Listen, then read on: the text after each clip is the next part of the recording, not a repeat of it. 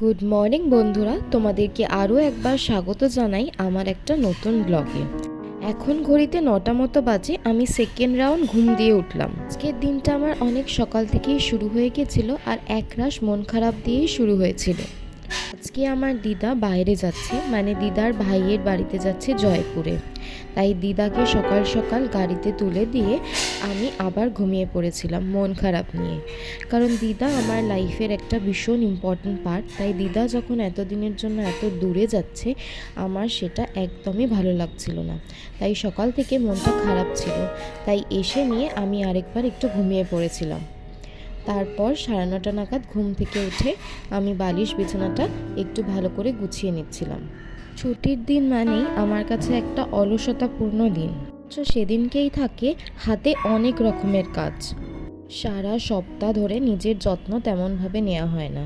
তাই নিজের সমস্ত রকমের গ্রুমিং প্লাস টুকটাক জামা কাপড় গোছানো, এই সমস্ত কাজই আমি ছুটির দিনকেই প্রেফার করি করা। কিন্তু ছুটি আছে ভেবে আর অলসতাটা বসে বসেই অর্ধেক দিন কেটে যায়। সকালবেলা উঠে নিয়েই গাছের কাছে চলে এসেছি, কারণ এই গাছগুলো আমাকে ভীষণ পজিটিভ একটা ভাইবস দেয় আর সব মন খারাপ যেন চলে যায়। আজকে গাছে বেশ অনেকগুলোই অপরাজিতা ফুল হয়েছিল, সাথে 2টো জবা ফুলও হয়েছিল। আমাদের এই ফ্ল্যাটের জানলাটা দিয়ে ভীষণই রোদ আসে, তাই জন্য সকালবেলা গাছের কাছে বসে রোদ পোহাতে পোহাতে কিছুক্ষণ ব্যায়াম করে নিচ্ছিলাম। আমার সার্ভাইকাল স্পন্ডালাইটিসের জন্য ব্যায়াম ছাড়া আমি একটা দিনও কাটাতে পারি না। আর সার্ভাইকাল স্পন্ডালাইটিসের জন্য ডাক্তার বলেছে ব্যায়ামই একমাত্র মেডিসিন, এটা করতে করতেই নাকি সেরে যাবে। তাই সকালবেলা উঠেই রোদে বসে ব্যায়াম করে নিচ্ছিলাম খানিকক্ষণ। জানো তো, লাস্ট কিছু মাস ধরে আমি এই সার্ভাইকাল স্পন্ডিলাইটিসের জন্য খুবই প্রবলেম ফেস করছি। তোমাদের যারা এরকম প্রবলেম ফেস করছো, তারা কি উপায় সার্ভাইকাল স্পন্ডিলাইটিসটাকে ঠিক করছো, আমাকে প্লিজ একটু কমেন্ট করে জানিও। আর জানো তো, মারা সবসময় বলে যে শীতকালে নাকি শরীরের ব্যথা বেদনা অনেক বেড়ে যায়। সত্যিই হয়তো তাই, শীতটা পড়তে না পড়তেই ব্যথা বেদনাটা যেন দ্বিগুণ হয়ে গেছে। চলে গেছিলাম ফ্রেশ হতে, আর ফ্রেশ হয়ে এসেই দাঁড়িয়ে পড়েছি আয়নার সামনে। আর দাঁড়িয়ে এটাই ফিল করছি যে চুলটার ঠিক কী অবস্থা হয়েছে। শীতকালে একে তো ড্যান্ড্রফ, তারপরে ড্রাইনেস, চুলটা পুরো নষ্ট হয়ে গেছে। ভাবছি একটা স্পা করালে কেমন হয়, কিন্তু সত্যি কথা বলতে স্পা করার টাইমিংই হয় না। আর আমার চুল যা মোটা, সহজে শোকাতেও চায় না, আর তাতে ঠান্ডা লাগার চান্সটাও বেশি। তাই খানিকক্ষণ আয়নার সামনে দাঁড়িয়ে দাঁড়িয়ে ভাবছিলাম চুলটা নিয়ে ঠিক কী করা যায়।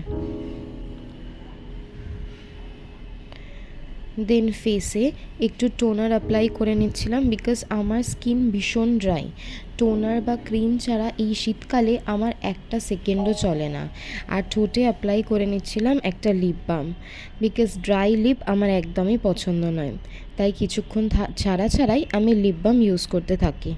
যেহেতু ঘুম থেকে উঠে এইসব করতে করতে অনেক বেলা হয়ে গেছিলো, তাই মা জিজ্ঞেস করছিল ব্রেকফাস্টে কি খাবো।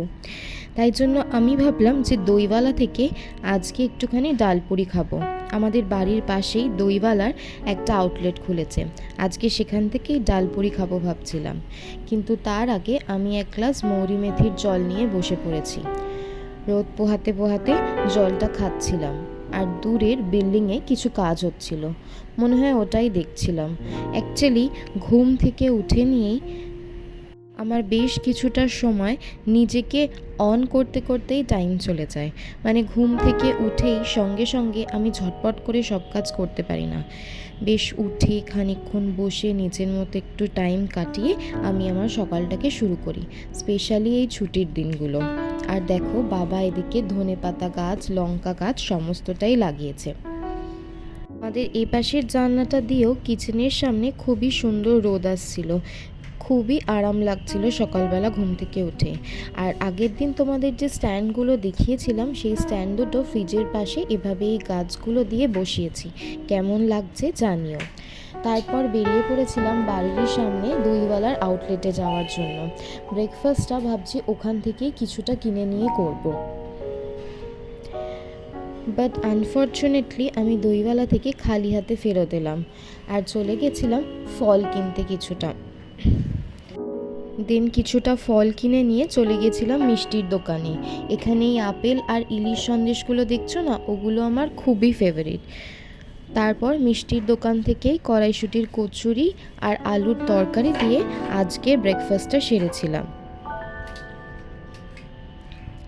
এই যে আমি বাড়ি ফিরে গেছি আর সবার জন্য ব্রেকফাস্টটা নিয়ে নিচ্ছিলাম, আর বাবা আমার পেছনে দাঁড়িয়ে দাঁড়িয়ে পেঁয়াজের গাছ লাগাচ্ছিল।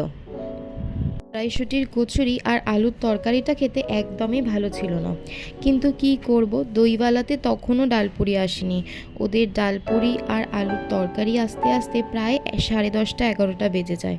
এবার আমার খিদেও পেয়ে গেছিলো খুব জোর, তাই জন্য ভাবলাম মিষ্টির দোকান থেকেই নতুন নতুন কড়াইশুঁটির কচুরি আর আলুর দম খাবো, কারণ শীতের কড়াইশুঁটির কচুরি তো নতুন নতুনই এখন, বাট এভাবে যে নিরাশ হব ভাবতে পারিনি।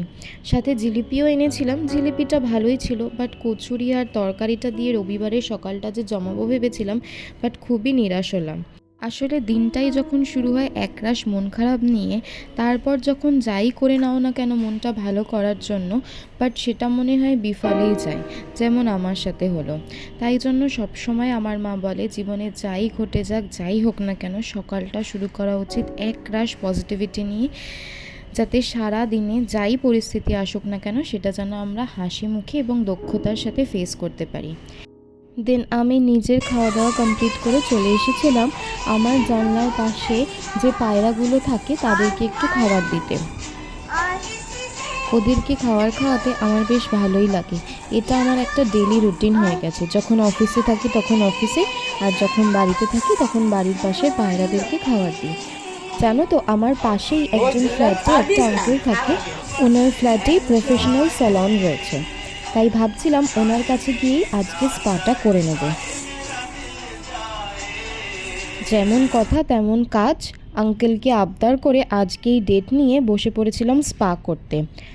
আঙ্কেল খুব ভালো করে ম্যাসেজ করে আমার স্পাটা করেছিল। আফটার স্পা চুলের লুকটা কেমন এলো সেটা জানতে হলে পরের ভিডিওটা দেখতে হবে। তোমরা সবাই খুব ভালো থেকো। আজকে